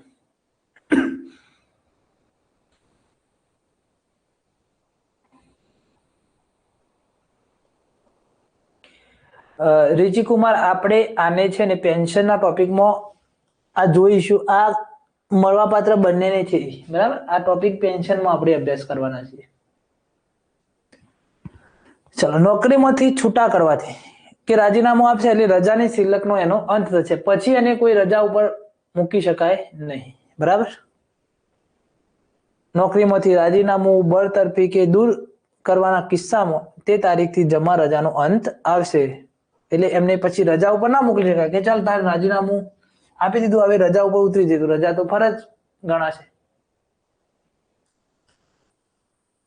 મહેકમના ઘટાડાના કારણે કોઈ કિસ્સો એવો બન્યો કે કોઈ જે કેડર હતી એ કેડર રદ થઈ જઈ, અથવા મહેકમ ઓછું થઈ ગયું, એના કારણે કોઈને છૂટા કરી દીધા, અને ફરીથી પાછું મહેકમ ઊભું થયું, અને ફરીથી પાછા એમને નોકરીમાં લીધા, તો નોકરીના તૂટનો સમય 30 દિવસ કરતો વધુ ન હોય તેવા કિસ્સામાં એ તૂટને બિનપગારી કે પગાર સહિતની રજા કે હાજર થવાના સમયમાં ગણેલ હોય તો રજા આગળ ખેંચી શકાશે. મતલબ કે 30 દિવસની અંદર જો એમને ફરીથી કોઈ પણ સંજોગો વસાત હાજર થઈ જાય અને આ પ્રકારના ઓર્ડર થાય તો એમની રજાઓ આગળ ખેંચી શકાશે. બળતરફી કે નોકરીમાંથી દૂર કરેલા કર્મચારી એમના અપીલના લીધે પુનઃ નોકરીમાં જોડાય તો પણ તેમની આ રીતે રજા આગળ ખેંચી શકાશે. ચલો નિયમ 23 જોઈએ. વળતર કે અશક્તતા પેન્શન ઉપર નિવૃત્ત કરવામાં આવેલ કર્મચારીને પુનઃ નોકરીમાં લેવામાં આવે ત્યારે તેમને ચૂકવવામાં આવેલ રજા પગાર ગ્રેજ્યુઇટી જો એ પરત જમા કરાવશે તો રજાઓ કન્ટિન્યુ થશે. કોઈ કર્મચારી છે એ વળતર પેન્શન ઉપર કે અશક્તતા પેન્શન ઉપર ગયા અને એમને જે મળવાપાત્ર લાભો હતા એ બધા ચૂકવી દીધા. રજા પગારનું રોકડ રૂપાંતર ચૂકવી દીધું, ગ્રેજ્યુઇટી ચૂકવી દીધી અને તેઓ અશક્તતામાંથી બહાર આવી ગયા. કોઈ ચમત્કાર થયો અને અશક્તતામાંથી એઓ બહાર આવી ગયા અને ફરીથી પાછા એમને નોકરીમાં લેવામાં આવ્યા. તો એમની રજાઓ કન્ટિન્યુ ક્યારે થશે? જો એમને જે ચૂકવ્યું છે એ પરત જમા કરાવશે તો રજાઓ કન્ટિન્યુ ગણાશે. નિયમ 24 મિત્રો, રજાની અરજી માટે કે રજા લંબાવવા માટે નમૂનો 1 એમાં અરજી કરવાની. રજા માગણી માટેની અરજીનો નમૂનો કયો થશે? નમૂનો 1. અને નિયમ 25, રજાનો હિસાબ સક્ષમ સત્તાધિકારી નમૂના 2 માં રાખશે. બરાબર. રજાના હકની ચકાસણી નિયમ 26 છે. તો રજાની પાત્રતાના અહેવાલ વગર રજા મંજૂર થઈ શકશે નહીં. જો આની અંદરથી તમને પ્રશ્ન પૂછાય કે પાત્રતાનો અહેવાલ મેળવવામાં વિલંબ થાય એવું હોય તો અનિવાર્ય સંજોગોમાં કેટલીક કામચલાઉ રજા મંજૂર કરી શકાય. તેઓ રજા માટે પાત્ર છે કે નહીં એ પહેલા અહેવાલ મેળવવાનો અને એ એટલે સર્વિસ બુકના આધારે એ અહેવાલ મળી જાય. એ અહેવાલ મળ્યા પછી એમની રજા મંજૂર કરવાની. પણ કોઈ કર્મચારી એવો છે કે જેને તાત્કાલિક રજા ઉપર જવાનું થયું અને વેરી ગુડ, પાત્રતાનો અહેવાલ મેળવવામાં વિલંબ થાય એવું છે તો કામ ચલાઉ રજા એની કેટલા દિવસની મંજૂર થાય? સરસ, વેરી ગુડ મેડમ, 60 દિવસની મંજૂર થાય. કેટલા દિવસની મંજૂર થાય? 60 દિવસની. ખૂબ સરસ. ચલો તો એને 60 દિવસની રજા મંજૂર થાય. 60 થી વધુ નહીં. જો આવો પ્રશ્ન પરીક્ષામાં પૂછાય. યસ, વેરી ગુડ, 60 દિવસની મંજૂર થાય. ચલો નિયમ 27 જોઈએ કે 9 માસથી વધુ સમયની અસાધારણ રજા અને અશક્તતા ખાસ રજા સિવાયની રજાઓ સક્ષમ સત્તાધિકારી મંજૂર કરી શકે છે. શું કે જો મિત્રો આ શું કહે છે મિત્રો કે જે સક્ષમ સત્તાધિકારી છે એ 9 માસથી વધુ સમયની અસાધારણ રજા અને અશક્તતા ખાસ રજા સિવાય, તો 9 માસથી ઓછી અને અશક્તતા સિવાયની આ પ્રકારની રજાઓ રહી એ સક્ષમ સત્તાધિકારી મંજૂર કરી શકશે. જો 9 માસથી વધુ સમયની અસાધારણ રજાની જરૂરિયાત હોય અથવા અશક્તતા ખાસ રજાની જરૂરિયાત હોય તો નાણાં વિભાગ આપી શકશે. સક્ષમ સત્તાધિકારી એ નાણાં વિભાગની પૂછાણી લેશે. નાણાં વિભાગ કહેશે તો જ આપી શકાશે. ચલો નિયમ 28, ખાતાના વડાની રજા પગાર હિસાબી અધિકારીએ આપેલા પાત્રતાનો પ્રમાણિત અહેવાલ આપ્યા બાદ જ મંજૂર થશે. તાત્કાલિક પ્રસંગે રજા આપતા તે રજા પાત્રતાના અહેવાલ બાદ આખરી મંજૂરી મળશે. બરાબર. જો ખાતાના વડાને રજા લેવી હોય તો પગાર અને હિસાબી અધિકારી એમની રજાની પાત્રતાનો અહેવાલ આપશે પછી જ એમની મંજૂર થશે. પણ આ 60 દિવસની મર્યાદામાં કામ ચલાવવામાં મંજૂર પણ થશે. જો તાત્કાલિક રજાની જરૂર પડે તો 60 દિવસ કામ ચલાવ મંજૂર થશે અને પછી અહેવાલ આપે આખરી મંજૂરી મળશે. નિયમ 29 જોઈએ મિત્રો. રજા દરમિયાન કોઈ કર્મચારીની બદલી થઈ હોય ત્યારે રજા મંજૂર કરવાની, લંબાવવાની અને પગાર ચૂકવવાની જવાબદારી જે તે જૂની કચેરીની રહેશે. કોઈ કર્મચારી રજા ઉપર હતા અને એ રજા દરમિયાન એમની કોઈ અન્ય જગ્યાએ બદલી થઈ અને બદલી થઈ તેઓ તો રજા ઉપર હતા અને એમની જગ્યા ખાલી પડી એટલે બીજો કોઈ કર્મચારી એ જગ્યા ઉપર આવીને હવાલો સંભાળી લીધો. તો આ કર્મચારી તો હજુ રજા ઉપર છે, બીજી કોઈ જગ્યાએ હાજર થયેલા નથી, તો એમને રજા લંબાવી હોય, રજાનો પગાર ચૂકવવાનો તો એ બધું કોણ કરશે? જૂની કચેરી એની જવાબદારી રહેશે. નોકરીમાંથી બળતરફી, ફરજિયાત નિવૃત્તિનો નિર્ણય લેવામાં આવ્યો હોય તેવા કર્મચારીની રજા મંજૂર કરવામાં આવશે ને, એટલે હવે રજા કોઈ મંજૂર કરી શકાશે નહીં. બરતરફીના કિસ્સામાં રજાનું રૂપાંતર પણ ચૂકવી શકાય નહીં. જો મિત્રો શું કહે છે કે બરતરફ એટલે ઘર તરફ કશું જ એમાં મળવા પાત્ર નથી, એને રજાનું રોકડ રૂપાંતર પણ ચૂકવવાનું નથી. રાજીનામું હોય તો એના કિસ્સામાં રજાનું રૂપાંતર ચૂકવી શકાય. કેટલું? અડધું. અડધી જમા પ્રાપ્ત રજાનું રોકડમાં રૂપાંતર ચૂકવી શકાય. કોઈ કર્મચારીનું રાજીનામું હોય તો એવા કર્મચારીની અડધી જમા પ્રાપ્ત રજાનું રોકડમાં રૂપાંતર ચૂકવી શકાય.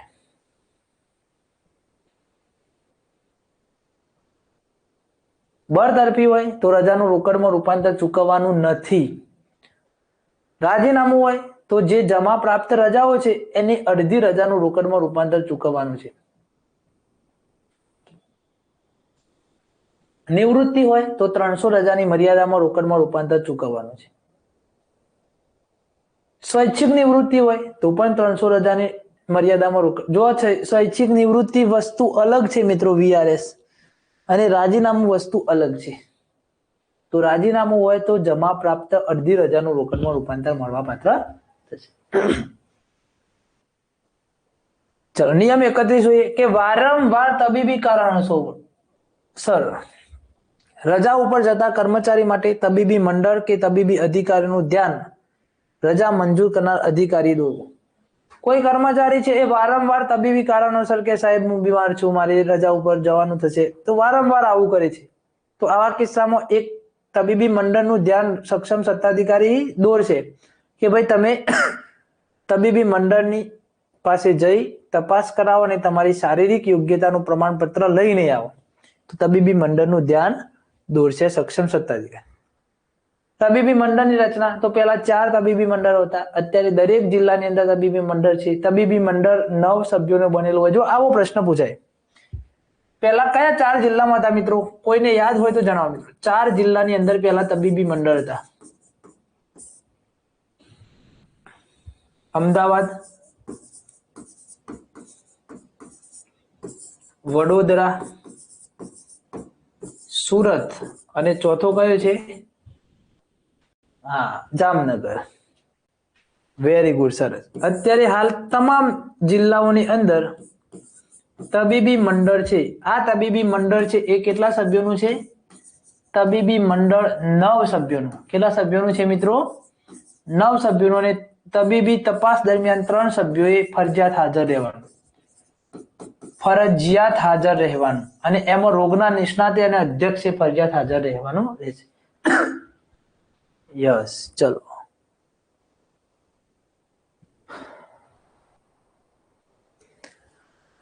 નિયમ 33 રજા મંજૂર કરનાર અધિકારી જણાવે તો સરકારી કર્મચારીએ તબીબી મંડળ સમક્ષ ઉપસ્થિત થવાનું રહેશે. હવે વારંવાર રજા માટે આવે છે તો સક્ષમ સત્તાધિકારી કહેશે ભાઈ તમે પહેલા તબીબી મંડળ પાસે જઈ 3 સભ્યો એમાં રોગના નિષ્ણાતે ફરજિયાત હાજર રહેવાનું. કોઈ કર્મચારીની તબીબી તપાસ કરવાની થાય તો તબીબી મંડળની બેઠક બોલાવવાની સત્તા કોની છે?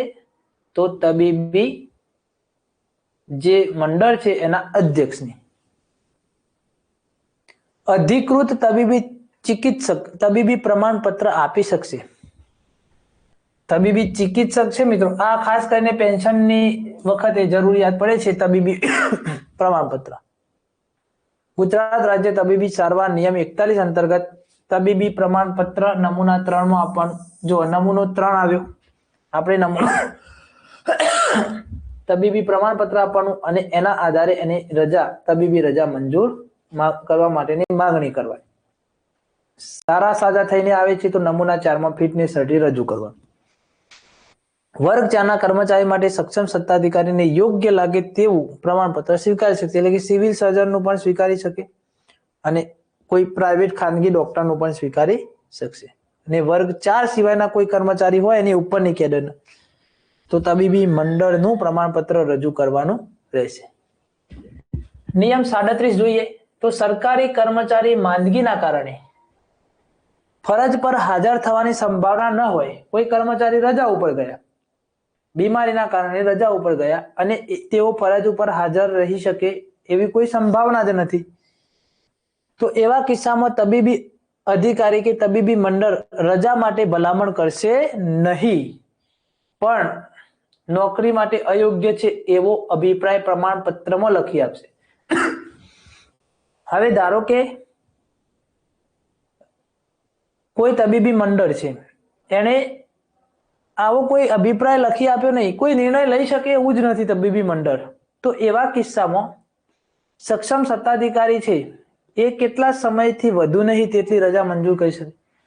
તબીબી મંડળે પોતાનો સ્પષ્ટ અહેવાલ આપેલો નથી, સ્પષ્ટપણે કહી શકે એવું નથી, એવા કિસ્સામાં કેટલા દિવસથી વધુ નહીં એટલી કર્મચારીને રજા સક્ષમ સત્તાધિકારી મંજૂર કરી શકે.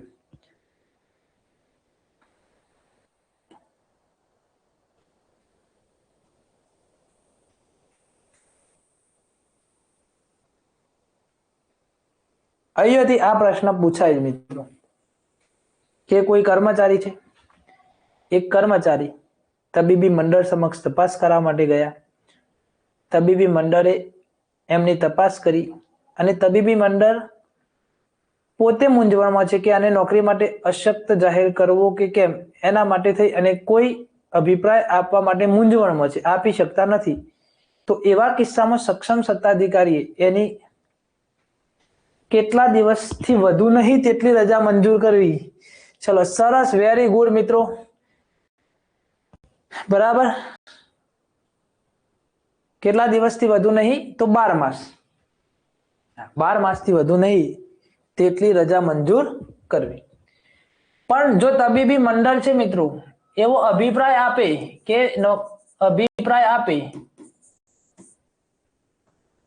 કે નોકરી માટે અશક્ત ગણાશે, તો એવા કિસ્સામાં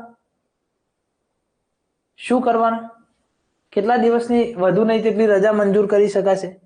જો પ્રમાણપત્ર 3 નમૂનો 3 4 આપણે જોઈએ છીએ મિત્રો આગળ.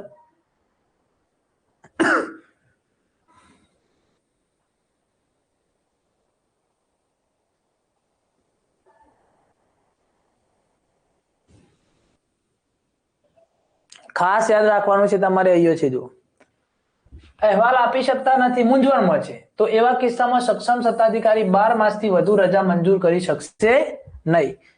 પણ કાયમી અશક્ત છે એવો અહેવાલ આપે છે તો 6 માસથી વધુ નહીં એટલી રજા મંજૂર કરી શકે. જો મિત્રો આ તમને ગયા વખતની આપણે લેક્ચર લીધેલા છે એમાં આ મેન્શન નથી કરેલું,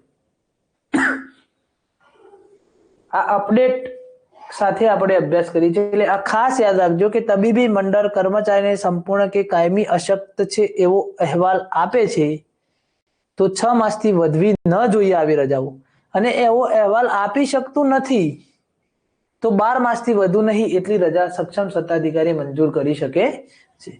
બીજું શું છે કે કર્મચારી રજા ઉપર હોય અને અશક્ત જાહેર કરવામાં આવે છે તો જ્યારે તેમની રજા પૂરી થાય ત્યારે તેમને નોકરીમાંથી છૂટા કરવાના રહેશે. કર્મચારી રજા ઉપર જાય છે મિત્રો, નમૂના 3 માંદગી સંબંધિત રજાનો નમૂનો છે, માંદગી સંબંધી રજા માંગણીનો નમૂનો, બરાબર. આની અંદર પ્રમાણપત્ર મળશે નમૂના 3 હવે ધારો કે એને માંદગી સંબંધિત રજાનો નમૂનો આપ્યો અને મંજૂરી મળી ગઈ કે તમે રજા ઉપર જઈ શકો છો. હા, બુકમાં પણ આ સુધારો નથી, પણ તમને જે નવી લેટેસ્ટ ફાઇલો તૈયાર કરીને આપું છું એમાં બધું જ લેટેસ્ટ અપડેટ છે.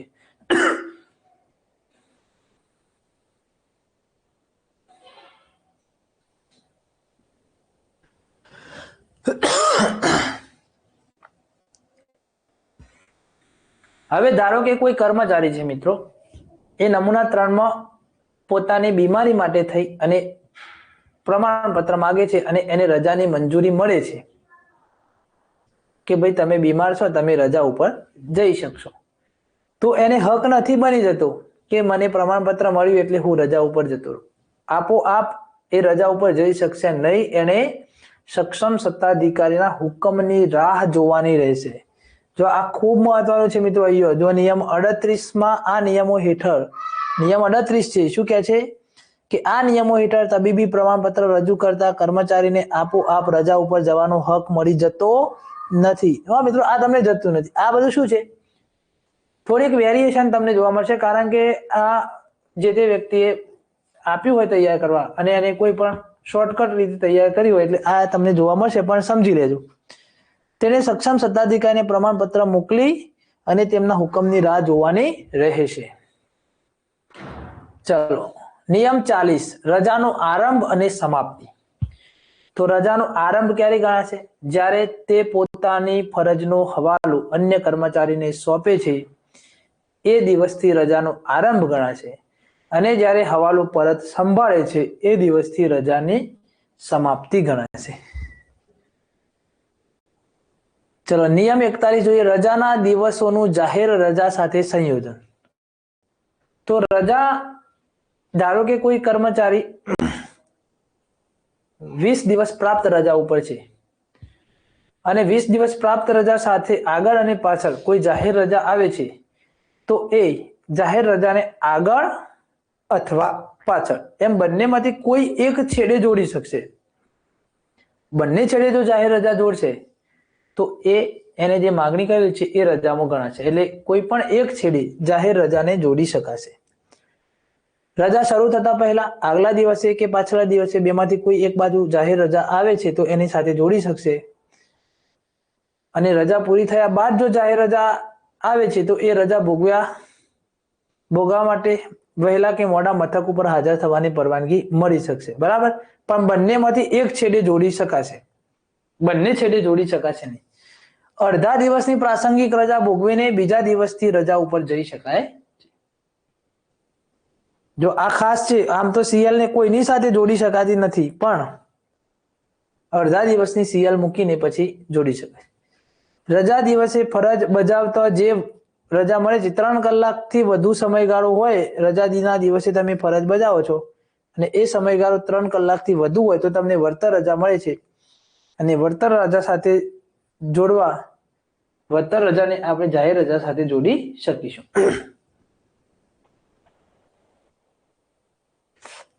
ચલો, રજા પૂરી થતા પહેલા ફરજ ઉપર પરત બોલાવવો. કોઈ કર્મચારી રજા ઉપર છે અને રજા પૂરી થતા પહેલો એની કચેરીની જરૂરિયાત પડી અને ફરજ ઉપર બોલાવવામાં આવે છે, તો એને ફરજ ઉપર પરત બોલાવવા માટે 2 પ્રકારના આદેશ થશે. તમને અગાઉ પણ વાત કરી કે એને ફરજ ઉપર જોડાવવું ફરજિયાત છે કે મરજિયાત. એ હુકમમાં ફરજિયાત સ્પષ્ટપણે દર્શાવવાનું રહેશે.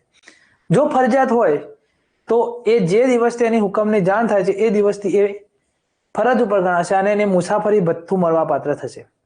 અને જો મરજિયાત છે તો એ હાજર થશે પણ એને કશું મળવા પાત્ર થશે નહીં. જો કર્મચારી રજા દરમિયાન ભારતની અંદર આવી રજા ઉપર હોય તો મુખ્ય મથકે આવવા નીકળે તે તારીખથી ફરજ ગણાશે. અહીંયા ફરજિયાત કહી દીધું મિત્રો કે તમારે ફરજિયાત પાછું આવવાનું છે, અને જો ભારતની અંદર કોઈ પણ જગ્યાએ હોય તો ભારતથી એમના મુખ્ય મથકે પાછા આવવા માટે એમને હુકમ મળ્યો, જાણ થઈ, એ તારીખથી એવો ફરજ ઉપર ગણાશે. મુખ્ય મથકે આવવા નીકળે તે તારીખથી ફરજ ઉપર ગણાય, અને મુસાફરી માટે નિયમો અનુસાર મુસાફરી ભથ્થું મળે જો ભારતની અંદર હોય તો. જગ્યા ઉપર જોડાય નહીં ત્યાં સુધીની મુદત માટે રજા પગાર પણ મળે. જો કર્મચારી રજા દરમિયાન ભારતની બહાર રજા ઉપર હોય તો ભારત આવવા માટે જે એમને સમયગાળો લાગે છે, જળ માર્ગે કે સમુદ્ર પ્રવાસનો સમય, એ ફરજ તરીકે ગણાશે. જો મિત્રો આ પણ બુકમાં મેન્શન કરેલું નહીં હોય, આ પણ તમે ખાસ નોટ ડાઉન કરી લેજો, અને એને રજાનો પગાર પણ મળશે.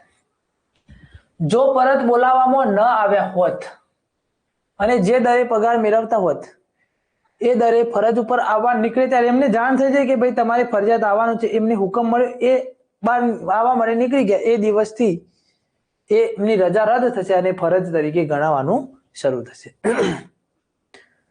ભારત આવવા માટે ટિકિટની રકમ સરકાર આપે એટલે નિઃશુલ્ક મુસાફરી કરી શકશે. ફરજિયાત હવે એમની જરૂરિયાત જ છે તો એમને આવવા માટે જે કંઈ પણ ટિકિટ થશે એ બધો જ ખર્ચ સરકાર આપશે, એટલે એમની મુસાફરી નિઃશુલ્ક છે.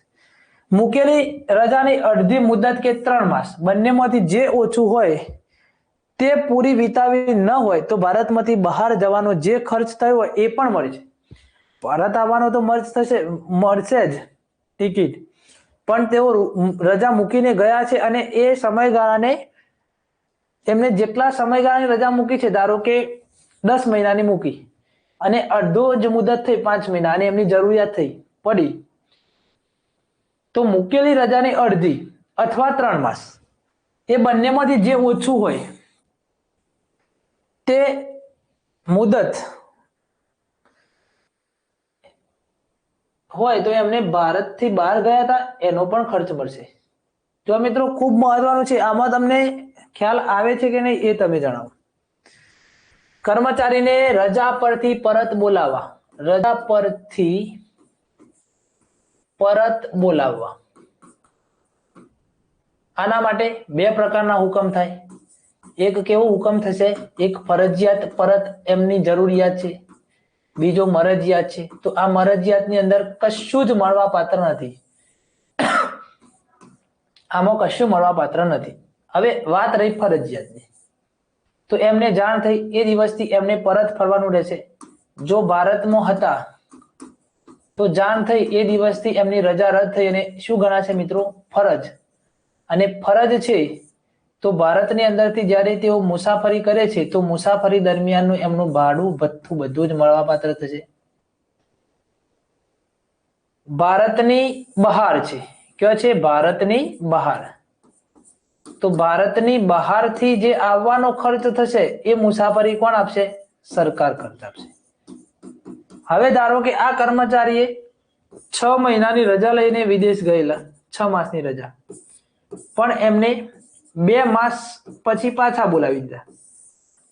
તો આનો અડધો સમયગાળો કેટલો થાય? અડધી એટલે 3 માસ. અડધી એટલે 3 માસ, પણ એમને 2 માસે પાછા બોલાવી દીધા. તો આ બંનેમાંથી જે ઓછું હોય તે 2 માસ ઓછું, આટલું મતલબ કે 3 માસે પાછા બોલાવી દો અથવા 2 માસે, તો એમને જવાનો જે ખર્ચ થયો હતો એ પણ સરકાર આપશે. જવાનો ખર્ચ પણ કોણ આપશે? સરકાર આપશે. ચલો, ક્લિયર? ડન? ખ્યાલ આવે છે કે નહીં?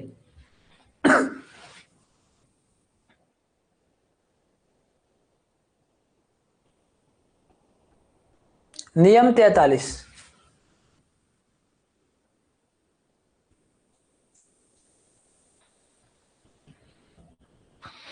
હવે કોઈ કર્મચારી રજા ઉપર ગયા અને એમ હવે કંટાળી ગયા કે ચલો આપણી રજાઓ તો ઘણી બધી માગેલી છે પણ આપણે પાછા જતા રહીએ. ધારો કે કોઈ કર્મચારી 3 મહિનાની રજા ઉપર છે, 1.5 મહિનો બરાબર 2 મહિના ફર્યા અને કંટાળ્યા પછી એમ કહેશે કે હવે 1 મહિનો રજા ભોગવી નથી, પાછા જતા રહીએ, હવે નોકરી વગર મજા આવતી નથી, પાછા જાય છે. તો સક્ષમ સત્તાધિકારી મંજૂરી આપે તો જ પાછા ફરી શકાય ફરજ ઉપર.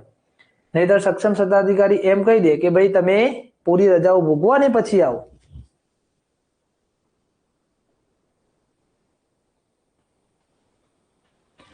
અડધાથી વધુ રજા ભોગવી હોય તો અડધી રજા તો ના મળે. અડધાથી વધુ ભોગવી દીધી હોય તો ખર્ચ મળે નહીં. અડધાથી ઓછી અથવા માગેલી રજા, એ બેમાંથી જે ઓછું હોય, કેમ સરકાર ખર્ચ આપશે? તો ભાઈ એને ખરેખર 6 માસ એને પોતાના જીવન માટે ખૂબ આનંદ ઉલ્લાસથી વિતાવવાના નક્કી કર્યા. ખૂબ સરસ મજાની રંગીન દુનિયામાં એ જવાનો હતો ફરવા માટે, અને આપણે એનો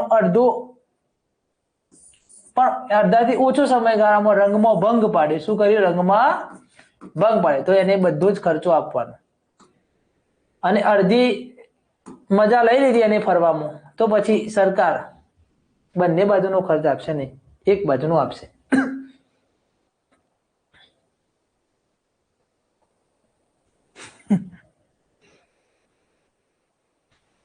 નમૂના 4માં ફિટનેસ, મસ્ત સસ્તતાનો નહીં, ફિટનેસ સર્ટિફિકેટ. રજા મંજૂર કરનાર સક્ષમ સત્તાધિકારી મંજૂરી આપે તો જ મુદ્દત પહેલા રજા પરથી પરત હાજર થઈ શકશે. સક્ષમ સત્તાધિકારી ના પાડી દે કે ભાઈ તમે માગેલી છે રજા ભોગવીને જ આવો, તો પછી એ ભોગવવાની રહેશે. તબીબી કારણોસર રજા પર ગયેલો હોય કર્મચારી પોતે નમૂના 3માં અરજી આપીને ગયો હોય તો નમૂના 4માં હાજર થતી વખતે ફિટનેસ સર્ટિફિકેટ આપવાનું જ રહેશે. ફિટનેસ સર્ટી વગર એને હાજર કરવાનું નથી. જો નમૂના 5માં પરિવારની બીમારી માટે એ રજા ઉપર ગયું તો ફિટનેસ સર્ટીની જરૂરિયાત રહેશે નહીં. બિન રાજપત્રિત કર્મચારી માટે રજા પરથી પરત ફરવા રજિસ્ટર્ડ તબીબની સહીવાળું પ્રમાણપત્ર અધિકારી વિવેક અનુસાર સ્વીકારી શકશે. કુટુંબના સભ્ય માટે શું આવશે? ફિટનેસ સર્ટીની જરૂર પડશે નહીં. જો 10 દિવસથી ઓછા સમયગાળા માટે કોઈ કર્મચારી રજા ઉપર હોય તો ખાનગી ડોક્ટરનું પ્રમાણપત્ર ચાલશે.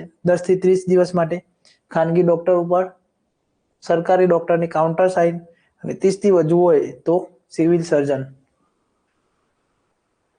નમૂનો 3 શેના માટે છે? તો કર્મચારી પોતે બીમાર છે અને એને રજાની જરૂર છે તો નમૂનો 3. જો કર્મચારી પોતે બીમાર હશે અને હાજર થવાનું થશે રજા પૂરી થઈ તો નમૂના 4 રજૂ કરવો પડશે.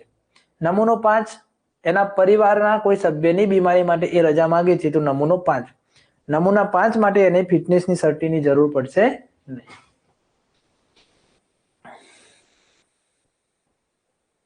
ચલો નિયમ 44 જોઈએ. રજા પૂરી થયા પછીની ગેરહાજરી.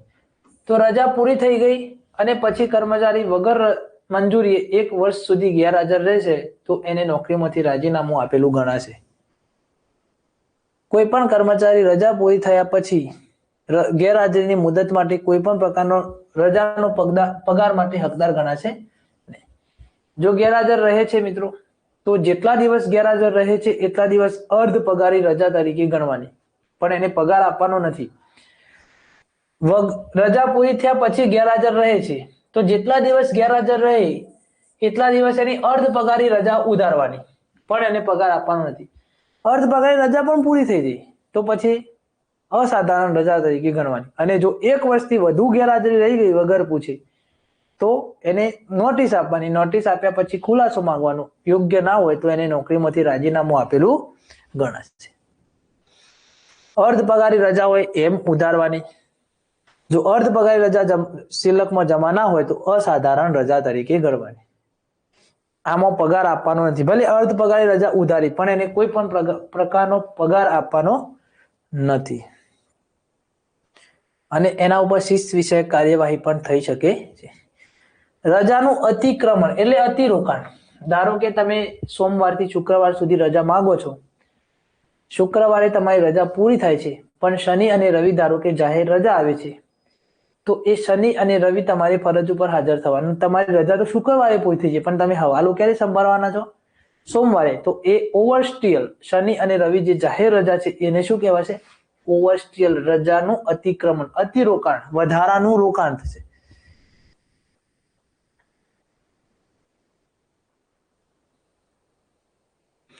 ચલો હવે જે અત્યાર સુધી અભ્યાસ કર્યો મિત્રો એ આપણે બેઝિક માહિતીનો અભ્યાસ કર્યો અને હવે આપણે જોવાના છીએ રજાના પ્રકારો. ચલો રેડી? તૈયાર છો? આગળ સ્ટડી કરવું છે?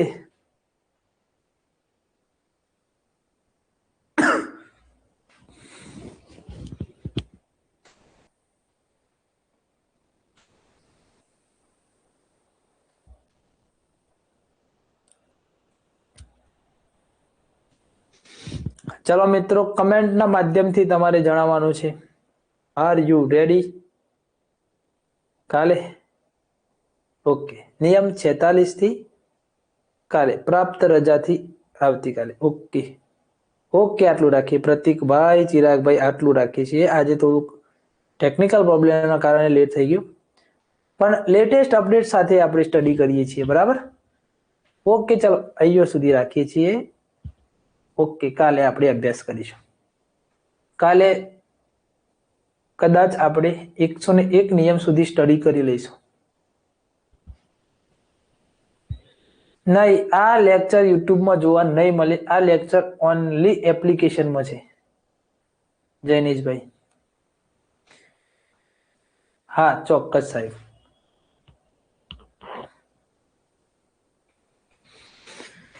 ચલો બોલો મિત્રો. ઇન્ટરનેટ ના લીધે ડિસ્ટર્બ થયા હતા. ના, ઇન્ટરનેટ નો પ્રોબ્લેમ નતો. એમાં શું હતું ભાઈ જૈનિશભાઈ, આ ડિસ્પ્લે આટલી જ આવતી હતી, અડધી જ ડિસ્પ્લે આવતી હતી, પૂરેપૂરું આવતું નહોતું, એટલે આ બધું દેખાતું નહોતું. એના કારણે લેટ થઈ ગયું. થોડુંક ટેકનિકલી બાબતો હતી એટલે.